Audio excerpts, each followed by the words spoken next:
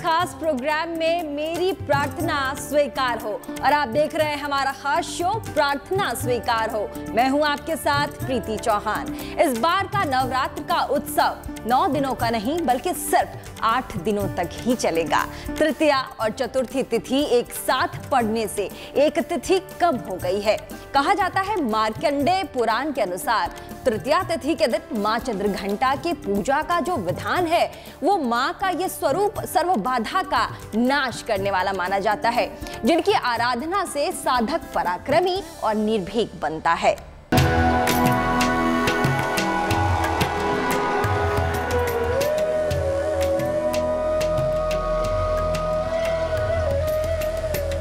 नवरात्र की तृतीया तिथि मां दुर्गा की तीसरी शक्ति मां चंद्रघंटा को समर्पित है।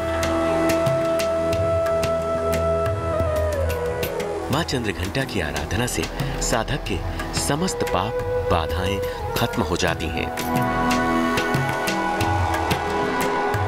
मां चंद्रघंटा की साधना मानव को पराक्रमी और निर्भीक बनाती है। पौराणिक कथा कहती है कि महिषासुर के स्वर्ग पर कब्जे के बाद सभी देवता त्रिदेवों के पास पहुंचे, अपनी व्यथा सुनाई, जिसे सुनकर ब्रह्मा, विष्णु, महेश तीनों ही देव अत्यधिक क्रोधित हो गए। उनके मुख से ऊर्जा उत्पन्न होने लगी। ये ऊर्जा 10 दिशाओं में जाकर फैल गई। उसी समय वहां एक देवी चंद्रघंटा ने अवतार लिया। भगवान शिव ने देवी को त्रिशूल, विष्णु जी ने चक्र दिया, इंद्र ने मां को वज्र और घंटा प्रदान किया, भगवान सूर्य ने मां को तेज और तलवार दिया। इसके बाद मां चंद्रघंटा को सवारी के लिए शेर भी दिया गया। मां अपने अस्त्र शस्त्र लेकर महिषासुर से युद्ध करने निकल पड़ी।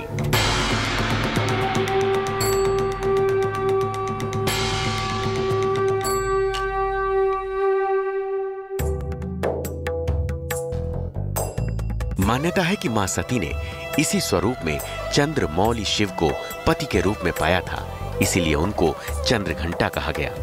मां का स्वरूप बताता है कि मां चंद्रघंटा का रंग सोने के समान चमकीला है। मां भगवान शंकर के समान 3 नेत्र वाली हैं। मां के हाथों में गदा, बाण, धनुष, त्रिशूल, खड्ग, खप्पर, चक्र जैसे अस्त्र सुसज्जित हैं। मां चंद्रघंटा अपने वाहन शेर पर सवार रहती हैं और हमेशा युद्ध में विजय के लिए उन्मुख दिखती हैं। इसीलिए मां चंद्रघंटा की उपासना से मनुष्य समस्त सांसारिक कष्टों से मुक्ति पा लेता है। तृतीया के दिन भगवती की पूजा में दूध की प्रधानता होती है। मां को इस दिन शहद से बनी दूध की खीर का भोग लगाना चाहिए। साथ ही पूजा के बाद ब्राह्मण को दूध और खीर का दान भी देना चाहिए। इस दिन देवी मां को सिंदूर लगाने का भी रिवाज है। तो आपको भी अगर पाना है अपने सभी कष्टों से छुटकारा, तो आप भी कीजिए मां चंद्रघंटा की आराधना और बुला लीजिए माता रानी को अपने द्वार। Bureau report, good news today.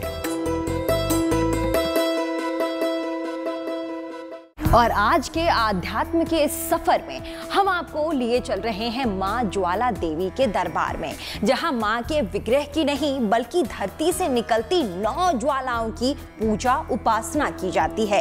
Kangra की पहाड़ी में बसे मां के इस दरबार में अकबर का भी गुरूर चूर चूर हो गया था और अंग्रेजों ने भी हार मान ली थी। लेकिन आस्था का सच आज भी ये बतलाता है कि मां की महिमा अनंत है, जिसे महसूस करने लाखों भक्त इस दरबार में मत्था टेकने पहुंचते हैं।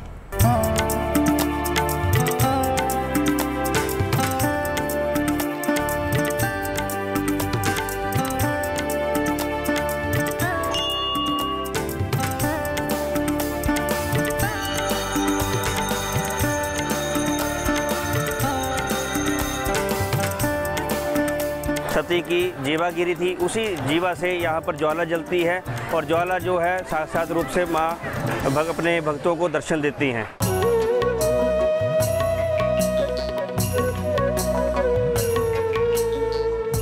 हिमाचल की पहाड़ियों में बसा है मां दुर्गा का दिव्य सिद्ध धाम।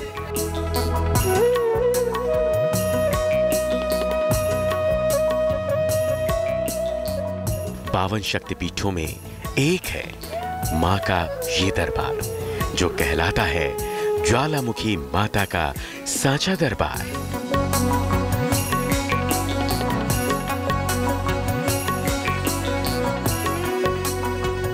कांगड़ा के इस दरबार में मां दुर्गा प्राकृतिक ज्वाला स्वरूप में विराजमान है।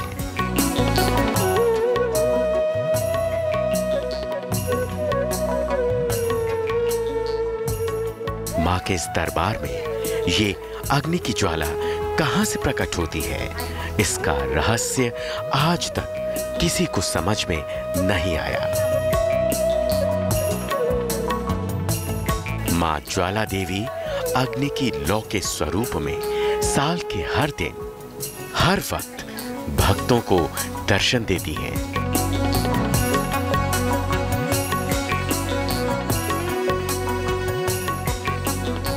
मां के दरबार का प्राकृतिक जंगलों से भरा दृश्य मनोरम लगता है।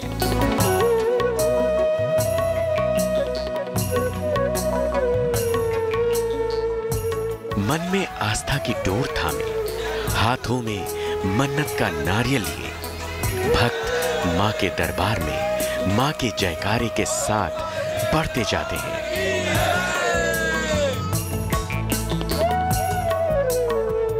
मां के इस दरबार में मां का भवन सुनहरे गुंबदों से सजता संवरता है।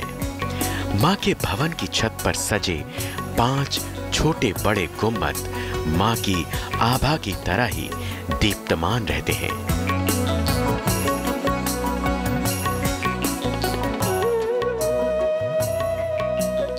पौराणिक मान्यता ये है कि इस दरबार में माता की जीभ गिरी थी, इसीलिए ये मां के 52 शक्तिपीठों में एक सिद्ध दरबार है।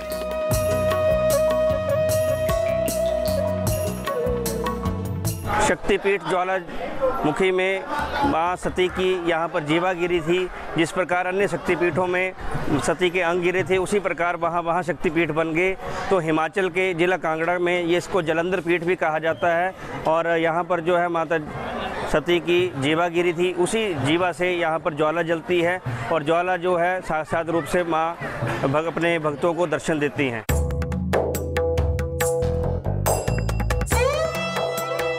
दुनिया के सभी मंदिरों से मां का ये सांचा दरबार इसलिए अलग है कि इस मंदिर के गर्भगृह में किसी भी प्रतिमा, किसी भी मूर्ति या फिर किसी भी विग्रह को न तो स्थापित किया गया है और न ही कोई साकार स्वरूप यहाँ स्वयंभू दिखता है। मां के इस दरबार में मां अग्नि की एक लौ के स्वरूप में दर्शन देती हैं। नगरकोट में स्थापित मां के इस धाम के बारे में मान्यता ये भी है कि मां के इस धाम को पांडवों ने खोजा था, जहां मां 9 ज्वालाओं के रूप में दर्शन देती हैं।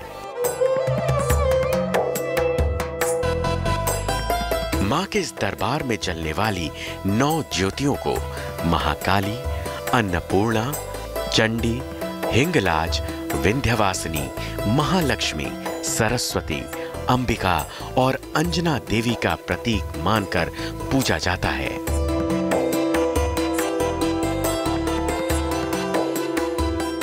मां ज्वाला देवी के इस दरबार में मुगल बादशाह अकबर का भी अहंकार जलकर राख राख हो गया था, जिसके बाद उसे बुद्धि का प्रकाश मिला, मोह का अंधकार छटा तो अकबर को मां की शक्ति का भान हुआ और अकबर भी मां की शक्ति के आगे नतमस्तक हो गया। ऐसी दंत कथाएं हैं कि यहाँ पर राजा अकबर आया था और मां की परीक्षा लेना चाह रहा था, लेकिन मां ने उसकी अहंकार को अस्वीकार कर दिया था और यहाँ पर उसने छत्र भी चढ़ाया था, उसको भी उन्होंने खंडित कर दिया था। आज भी वो दर्शनार्थ श्रद्धालुओं के लिए रखा गया है ताकि कोई भी जो व्यक्ति है वो जीवन में अहंकार ना करे और समभाव से चले, माता के प्रति श्रद्धा रख के चले। और ये जो मंदिर है राजा अकबर ने ऐसी दंत कथाएँ हैं कि यहाँ पर लोहे के तवे जो है चढ़ाए थे और ताकि ये ज्योति ना निकले, लेकिन ये तवा फाड़ कर भी ज्योतियाँ जो हैं साक्षात रूप से भक्तों को दर्शन देती रही। और उसके बाद अकबर ने एक नहर बनवाई जहाँ से इसको पानी डलवा दिया ताकि ये ज्योति बुझ जाए। लेकिन कई प्रयास अकबर द्वारा किए गए, लेकिन उन प्रयासों में वह सफल नहीं हो पाया कि माँ की शक्ति के आगे वह भी छोटा पड़ गया।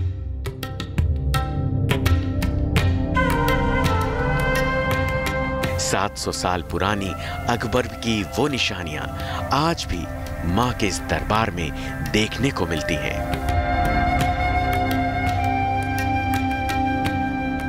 अकबर के बाद अंग्रेजों ने भी मां की शक्ति को चुनौती देने की कोशिश की, लेकिन वो भी मां के इस प्राकृतिक चमत्कारी स्वरूप के आगे नाकाम रहे।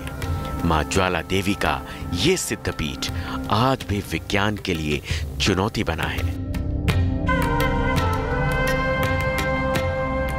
मां ज्वाला देवी के इस दरबार में हर किसी की मनोकामना पूरी होती है। मां जगत जननी है, इसीलिए मां किसी को भी खाली झोली वापस नहीं जाने देती। भक्तों का भी अपनी मां पर अगाध प्रेम और विश्वास है।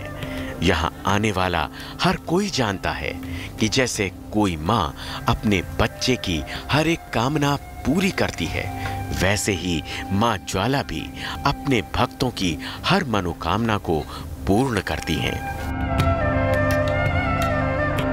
लगभग 20 साल से महारानी की ज्योति हमारे परिवार पर बहुत विराजमान है और उन्हीं की कृपा से हमारा परिवार चल रहा है। हर छठे महीने माँ की ज्योति, अखंड ज्योति गाजियाबाद जाती है और वहाँ वो स्थापित है। माता के प्रति हमें बहुत ज़्यादा आस्था है और हम हर साल मंदिर आते हैं और नवरात्रों के व्रत पूरा करते हैं। आजकल नवरात्रे चले हुए हैं, तो जब भी हम मंदिर में आते हैं माता रानी हमारी मनोकामना पूरी करती है और मंदिर में आके अपनी ही खुशी मिलती है। माता को प्रसाद चढ़ाना और बाकी सारी चीज़ें देख के ही खुशी मिलती है और माता हमारी मनोकामना पूरी करती है। भक्तों की आस्था का विश्वास तो यह भी मानता है कि जब कुछ नहीं था तब भी मां थी, आज भी मां है और जब कुछ नहीं होगा तब भी मां रहेगी, क्योंकि संसार का सत्य देवी मां है। कांगड़ा से मृत्युंजय पुरी के साथ bureau report, good news today.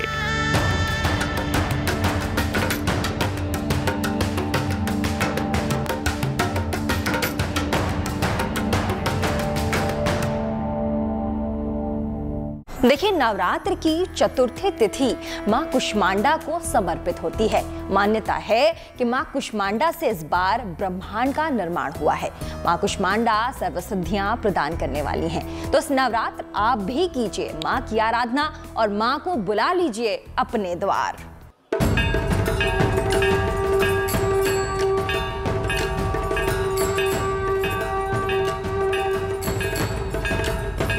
Navratra के चौथे दिन मां कुष्मांडा की पूजा का विधान बताया गया है। मां कुष्मांडा की आराधना उपासना से साधक को सप्त सिद्धियों की प्राप्ति हो जाती है। पौराणिक कथा कहती है कि जब सृष्टि की उत्पत्ति से पूर्व चारों ओर अंधकार था, जब कोई जीव जंतु नहीं था, तब मां दुर्गा ने इस ब्रह्मांड की रचना की थी। इसी वजह से उन्हें कुष्मांडा कहा गया। सृष्टि की उत्पत्ति करने के कारण इन्हें आदि शक्ति के नाम से पुकारा जाता है। मां कुष्मांडा को मालपुए बहुत प्रिय हैं, इसीलिए नवरात्रि के चौथे दिन उन्हें मालपुए का भोग लगाया जाता है। जिनकी कुंडली में बुध ग्रह कमजोर हो, उनको मां कुष्मांडा की आराधना हरी इलायची के साथ करनी चाहिए। मां की 8 भुजाएं हैं, इसीलिए मां अष्टभुजा देवी के नाम से विख्यात हैं। मां कुष्मांडा की सवारी शेरनी है।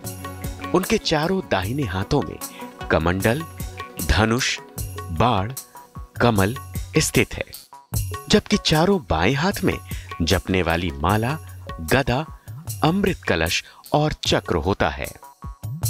Bureau report, good news today. तो चलिए मां की आराधना के बाद अब बढ़ते हैं आगे धर्म सूत्र की ओर। रिवाजों परंपराओं की वो डोर जिसने जीवन को मजबूती से कसे रखा है, बांधे रखा है। देखिए